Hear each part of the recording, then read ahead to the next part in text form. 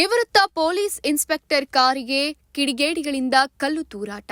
ಕಲ್ಲು ಹೊಡೆಯೋ ದೃಶ್ಯ ಸಿಸಿಟಿವಿಯಲ್ಲಿ ಲಭ್ಯ.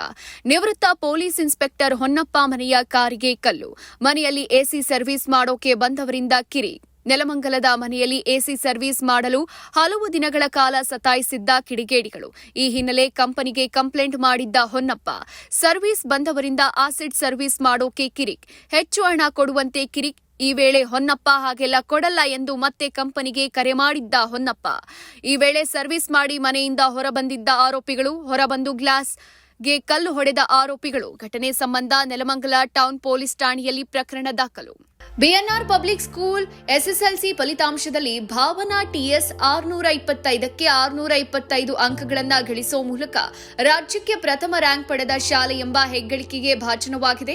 2026-27ನೇ ಶೈಕ್ಷಣಿಕ ಸಾಲಲ್ಲಿ ಮಾಂಟೆಸರಿಯಿಂದ 10ನೇ ತರಗತಿವರೆಗೆ ಪ್ರವೇಶಾತಿಗಳು ಪ್ರಾರಂಭ ಆಗಿದ್ದು, ಕೆಲವು ಪ್ರವೇಶಾತಿಗಳು ಲಭ್ಯ ಇದೆ. ಪ್ರತಿಭಾನ್ವಿತ ಮಕ್ಕಳಿಗೆ ವಿದ್ಯಾರ್ಥಿ ವೇತನದ ಸೌಲಭ್ಯ ಇದೆ. ಒಮ್ಮೆ ಭೇಟಿ ನೀಡಿ. BNR public school, Babanna layout, Mallasandra, T Dasarahalli, Bengaluru.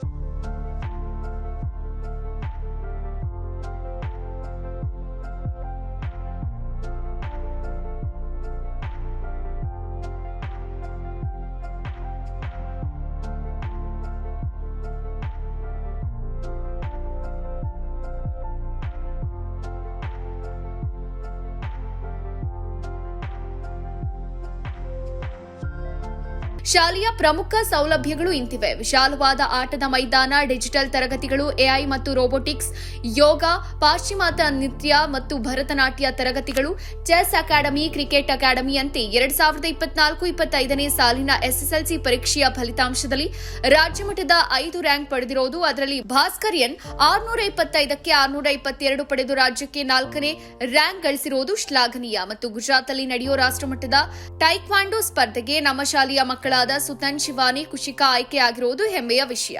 BNR ಶಾಲೆ ಗುಣಾತ್ಮಕ ಶಿಕ್ಷಣವನ್ನ ನೀಡುವಲ್ಲಿ ಯಶಸ್ವಿಯಾಗಿದೆ.